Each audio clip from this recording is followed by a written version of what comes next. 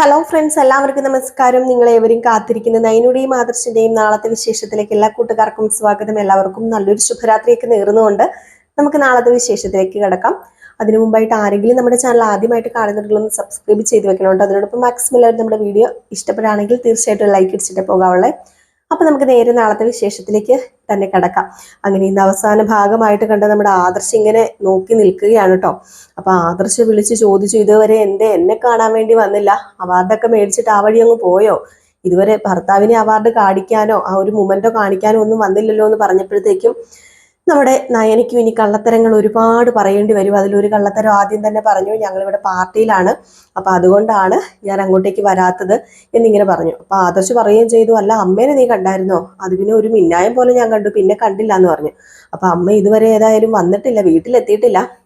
ഇനിയിപ്പോ എന്നോടുള്ള ദേഷ്യത്തിൽ വല്ല എവിടേക്കെങ്കിലും പോയി നിൽക്കുന്നതായിരിക്കുന്ന നയനയും പറഞ്ഞു ഫോണൊക്കെ കട്ട് ചെയ്തു. ഏതായാലും ഈ സമയം നമ്മുടെ ദേവയാനി, ഇനി എത്ര നുണ പറഞ്ഞാലാ മോളെ നമ്മൾ വീട്ടിലൊന്ന് പിടിച്ചു നിൽക്കുക, ഇത്ര ദിവസം എനിക്ക് മാത്രം നുണ പറഞ്ഞാൽ മതിയായിരുന്നു, ഇനിയിപ്പം നിനക്കും കൂടെ നുണ പറയേണ്ടി വരും, ഒരു നുണ പറയാൻ അതിന്റെ പുറകെ 1000 നുണകൾ പറയേണ്ടി വരും എന്നൊക്കെ ഇങ്ങനെ പറയാണ്. അപ്പൊ ഇതൊക്കെ കേട്ട് കഴിഞ്ഞപ്പോഴത്തേക്കും നയന് പറഞ്ഞു, അമ്മയുടെ സ്നേഹത്തിന് വേണ്ടിയല്ലേ, അമ്മ എന്നെ സ്നേഹിക്കാൻ വേണ്ടിയല്ലേ, അതിനിപ്പം എത്ര നുണ പറയാനും ഞാൻ തയ്യാറാ എന്നിങ്ങനെ പറഞ്ഞു.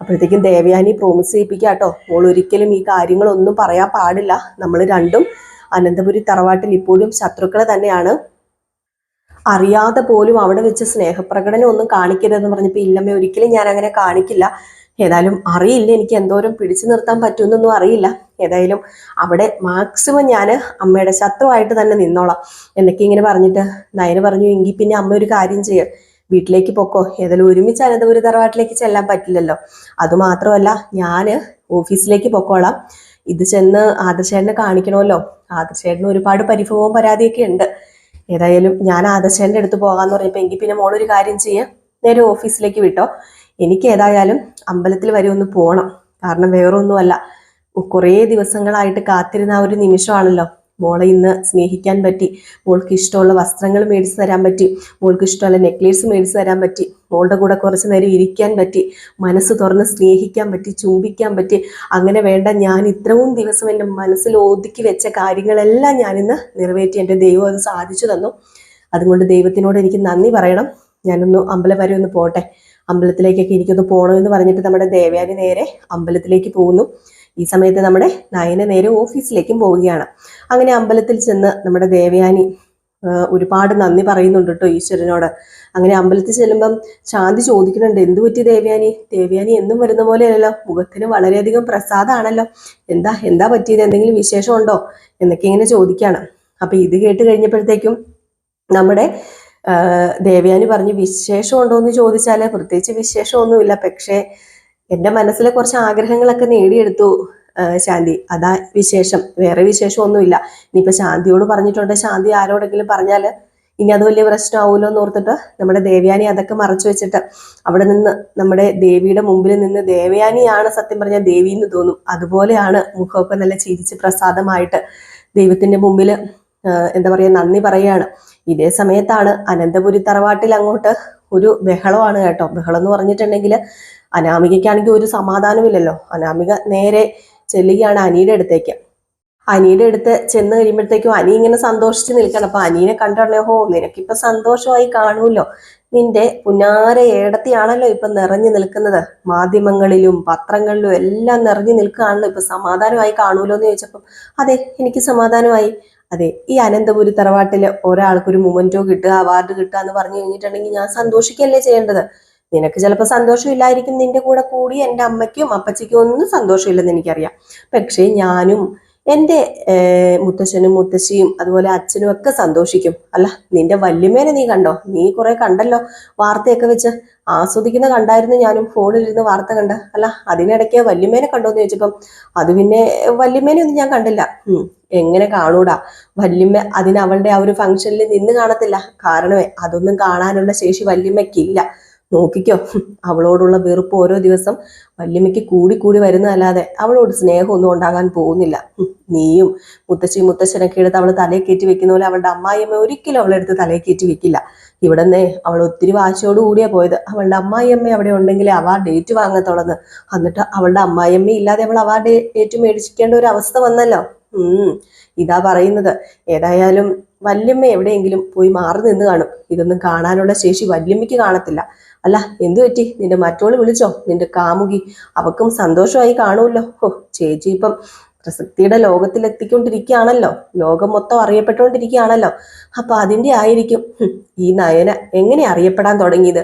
അവൾ ഈ തറവാട്ടിലേക്ക് കയറി വന്ന്, അനന്തപുരി തറവാട്ടില് ഒരു ജ്വല്ലറി ഉണ്ട്, മൂർത്തീസ് ജ്വല്ലറി. അവിടെ കയറി വന്ന് അവള് ഒരു ഡിസൈൻ വരച്ചു. അങ്ങനെയല്ലേ അവൾ അറിയപ്പെട്ടത്. അല്ലാതെ ഇത് അവളുടെ സ്വന്തം കഴിവൊന്നുമല്ല. ആദർശേട്ടന് കല്യാണം കഴിച്ചില്ലായിരുന്നെങ്കിലേ കാണായിരുന്നു.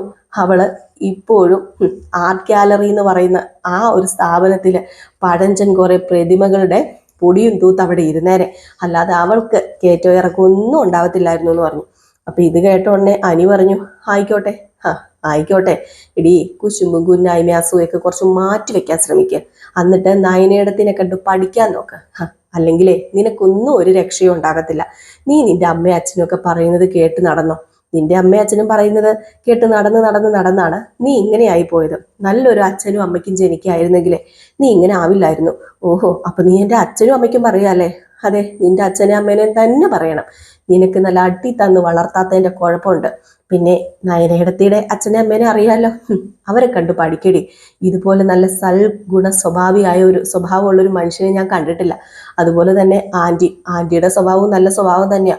ഓ, പിന്നെ ഭയങ്കര സ്വഭാവമാണല്ലോ. അതുകൊണ്ടാണല്ലോ സ്വന്തം മക്കളെ രാവിലെ കെട്ടി അണിയിച്ചൊരുക്കി വലിയ പണമുള്ള വീട്ടിലെ ചെക്കന്മാരെ തപ്പി നടന്നത്. ആ കഥയൊക്കെ കുറെ എനിക്കും അറിയാം.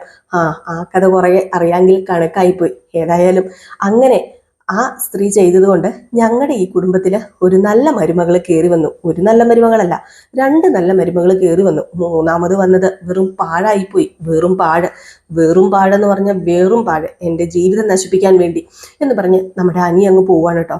അപ്പോഴത്തേക്കും അനാമിക ഇങ്ങനെ വീർപ്പിച്ച് കെട്ടി പെരിപ്പിച്ച് ഇപ്പം പൊട്ടൊന്നും പറഞ്ഞ് മുഖമൊക്കെ വീർപ്പിച്ച് നിന്നപ്പോഴത്തേക്കും ജാനിക്ക് വന്നിട്ട്, മോള് വിഷമിക്കൊന്നും വേണ്ട. അവൾ എത്ര നാൾ ഇങ്ങനെ മുന്നോട്ടേക്ക് പോകും? ഒത്തിരി നാളൊന്നും അവൾ മുന്നോട്ടേക്ക് പോവില്ല. അവക്ക് അവളോടെ ആദർശിന് സ്നേഹമുണ്ട്. അതുകൊണ്ടല്ലേ ഈ ഒരു വെയിൽ പോകുന്നത്. ഇല്ലായിരുന്നെങ്കിൽ കാണായിരുന്നു. പതിയെ നോക്കിക്കോ. നമുക്ക് എന്തെങ്കിലും ചെയ്ത ആദർശിന്റെ ശത്രുവാക്കി മാറ്റണം. പഴയ രീതിയിൽ എങ്ങനെയാണോ നയനയെ കണ്ടത് ആദർശ, അതുപോലെ ആക്കി മാറ്റും. അപ്പൊ പിന്നെ കുഴപ്പമില്ല മോളെ എന്നൊക്കെ പറയാണ്. ഏതായാലും ഇതൊക്കെ കേട്ടിട്ടും നമ്മുടെ അനാമികയ്ക്ക് അറിയാം അങ്ങനെയൊന്നും ഉണ്ടാകാൻ പോകുന്നില്ലെന്ന്. അനാമികയ്ക്ക് ഇപ്പോഴും ഒരു ഉദ്ദേശം മാത്രമേ ഉള്ളൂ, എന്തെങ്കിലുമൊക്കെ ഒന്ന് തപ്പിത്തടഞ്ഞ് കിട്ടി നമ്മുടെ അനാമികയ്ക്ക് അവിടെ നിന്ന് മുങ്ങണം. ഏതായാലും ഈ ഒരു സീൻ കഴിഞ്ഞ് പിന്നെ കാണിക്കുന്ന സീൻ എന്ന് പറഞ്ഞു കഴിഞ്ഞിട്ടുണ്ടെങ്കിൽ നമ്മുടെ ആദർശിന്റെ അടുത്തേക്ക് നയന ചെല്ലാണ്. അങ്ങനെ ആദർശ് നയനയെ കണ്ടത് ഭയങ്കര സന്തോഷത്തിലാണ് കേട്ടോ. അങ്ങനെ നയന ആ ഒരു മൊമെന്റോ ഒക്കെ കാണിച്ചു കൊടുക്കുകയാണ്. എങ്ങനെയുണ്ട് മൊമെന്റോ എന്ന് ചോദിച്ചപ്പോഴത്തേക്കും അടിപൊളിയായിട്ടുണ്ട്, ഏതായാലും സൂപ്പർ ആയിട്ടുണ്ട്, ഞാൻ കണ്ടായിരുന്നു TV-യിൽ, നിന്റെ ന്യൂസാണല്ലോ ഇപ്പം നിറഞ്ഞു നിൽക്കുന്നത്. മനസ്സിന് സന്തോഷമായി. മുത്തശ്ശനൊക്കെ ഇപ്പോൾ ഉണ്ടായിരുന്നെങ്കിലേ എന്തുമാത്രം സന്തോഷിച്ചേനെ. ഏതായാലും മുത്തശ്ശനെ വിളിച്ച് വിവരം ഞാൻ പറഞ്ഞിട്ടുണ്ട്. ഏതായാലും എല്ലാവർക്കും സന്തോഷമായി എന്ന് പറഞ്ഞപ്പോഴത്തേക്കും അല്ല, ആദർശേട്ടൻ്റെ സന്തോഷം കാണാനാ ഞാൻ വന്നത്. ഞാൻ സന്തോഷിക്കല്ലേ, ഇതിൽ കൂടുതൽ എനിക്ക് എന്ത് സന്തോഷമുള്ളത്. അല്ല, ഞാനൊരു കാര്യം പറയട്ടെ, ആ മൊമെന്റോ ഇങ്ങനെ തന്നെ എന്ന് പറഞ്ഞ് ആ മൊമെന്റോ ഒക്കെ ഇങ്ങനെ നോക്കുകയാണ്. മൊമെന്റോ നോക്കിയിട്ട് അടിപൊളി ആയിട്ടുണ്ട് കേട്ടോ എന്നൊക്കെ പറഞ്ഞ് മൊമെന്റോയ്ക്ക് ഒരു മുത്തൊക്കെ കൊടുക്കുക. അപ്പോഴത്തേക്കും നമ്മുടെ ആദർശ് തന്നെ പറഞ്ഞു, അതെ മൊമെന്റോയ്ക്ക് മാത്രം കൊടുത്താൽ പോരല്ലോ, ഇത് മേടിച്ച ആൾക്കും കൂടെ കൊടുക്കണ്ടേ എന്ന് പറഞ്ഞ് ചേർത്ത് നിർത്തി നമ്മുടെ നയനയ്ക്ക് നെറ്റിയിലൊരു ഉമ്മയൊക്കെ കൊടുക്കാൻ കേട്ടോ. വളരെ സന്തോഷത്തിൽ തന്നെയാണ് നമ്മുടെ ആദർശം ഉള്ളത്. നയന കാരണം അഭിമാന നിമിഷങ്ങളാണല്ലോ. പിന്നെ എങ്ങനെ ഒരു ഭർത്താവിന് ഇതിൽ കൂടുതൽ സന്തോഷം വേണം. ഈ സമയത്താണ് നമ്മുടെ ദേവേനി അമ്പലത്തിലൊക്കെ പോയിട്ട് നേരെ അനന്തപുരിയിലേക്ക് ചെല്ലുന്നത്. അങ്ങനെ ദേവയാനി ചെന്നതും നമ്മുടെ അനാമിക അവിടെ ഉമ്മറത്ത് തന്നെ നോക്കി നിൽക്കുമായിരുന്നു. ദേവയാനിനെ കണ്ടത് ഓടി ചെന്നിട്ട്, അല്ല എവിടെയായിരുന്നു വല്യമ്മ ഇതൊക്കെ കണ്ടായിരുന്നോ? എന്ത്? ഞാനൊന്നും കണ്ടില്ല. അല്ല അപ്പൊ അവക്ക് അവാർഡ് കിട്ടിയപ്പം വല്യമ്മ അവിടെ ഇല്ലായിരുന്നോ? ഞാനൊന്നും അവിടെ ഇല്ലായിരുന്നു. അവക്ക് അവാർഡ് കിട്ടിയത് കാണാഞ്ഞിട്ട് എന്താ സൂക്കേടാന്നറിഞ്ഞില്ല.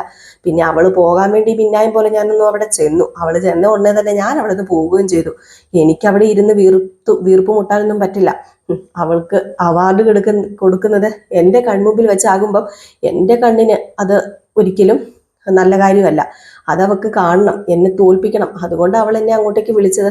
ഞാൻ അവിടെ ചെന്നാലേ പോവുകയുള്ളെന്ന് പറഞ്ഞത്. ഏതായാലും ഞാൻ അവിടെ ചെന്നിട്ട് ഞാൻ അവളെ വന്ന ആ സമയത്ത് തന്നെ ഞാൻ അവിടെ നിന്ന് മാറി. അതുകൊണ്ട് തന്നെ എനിക്കതൊന്നും കാണേണ്ടി വന്നില്ല. ഇല്ലെങ്കിലും എനിക്കത് കാണാനുള്ള ശേഷിയും ഇല്ലായിരുന്നു എന്നൊക്കെ ഇങ്ങനെ പറയാം. അപ്പോഴത്തേക്ക് നമ്മുടെ അനാമിക പറയുന്നുണ്ട്, അല്ല വല്യമ്മയുടെ കൂട്ടുകാരിക്കും മകൾക്കും എന്തിന്റെ സൂക്കേടാ, എന്തിനാ ഈ അവാർഡ് മേടിപ്പിച്ചു കൊടുത്തത്, എങ്ങനെയെങ്കിലും ഇത് ഒഴിവാക്കത്തില്ലായിരുന്നോ? എന്ത് ചെയ്യാനാ മോളെ, അങ്ങനെ ഒഴിവാക്കാൻ പറ്റത്തില്ലാത്തൊരു സാഹചര്യമായി പോയി. എല്ലാം പ്ലാൻ ചെയ്തതിന് ശേഷമല്ലേ ഞാൻ അറിഞ്ഞത്. ഇനി ഇപ്പോൾ ഒഴിവാക്കാൻ നിന്ന് കഴിഞ്ഞിട്ടുണ്ടെങ്കിൽ ഞാനാ ഇതിന്റെ പിന്നിലെന്ന് മുത്തശ്ശിയും അതുപോലെ തന്നെ അറിയാലോ, ആദർശിന്റെ അച്ഛനും ആദർശവും ഒക്കെ അറിഞ്ഞാൽ അവരെന്നെ വെറുക്കും, അതെനിക്ക് സഹിക്കില്ല. അതുകൊണ്ടാണ് പിന്നെ ഞാൻ എല്ലാം അങ്ങോട്ട് കണ്ണടച്ചത് എന്നൊക്കെ ഇങ്ങനെ പറയുകയാണ് കേട്ടോ. ഏതായാലും ഈ സമയത്ത് നമ്മുടെ നയനയും ആദർശം കയറി വരികയാണ്. ഓട്ടക്കണ്ണൊക്കെ ഇട്ട് രണ്ടുപേരും അങ്ങോട്ടും ഇങ്ങോട്ടും നോക്കുന്നുണ്ട്, നയനയും ദേവയാനിയും. ഏതായാലും ഒരു അടിപൊളി വിശേഷം തന്നെയാണ് നമ്മൾ നാളെ കാണാൻ പോകുന്നത്. ഇതൊക്കെ കോർത്തിണക്കിക്കൊണ്ട് അപ്പോൾ എല്ലാവരും കാത്തിരിക്കട്ടെ. അപ്പോൾ നിങ്ങളുടെ സ്നേഹത്തിനും സപ്പോർട്ടിനും ഒക്കെ ഒരുപാട് നന്ദിയുണ്ട്. വീണ്ടും ഈ ഒരു സ്നേഹവും സപ്പോർട്ടും ഒക്കെ തന്നെ വേണം. നമ്മളിപ്പം വൈകിട്ട് പറയുന്ന പ്രമോയുടെ കുറച്ച് ഭാഗങ്ങളൊക്കെ നമ്മൾ നാളെ പറയുമ്പോഴും കയറി വരും കേട്ടോ.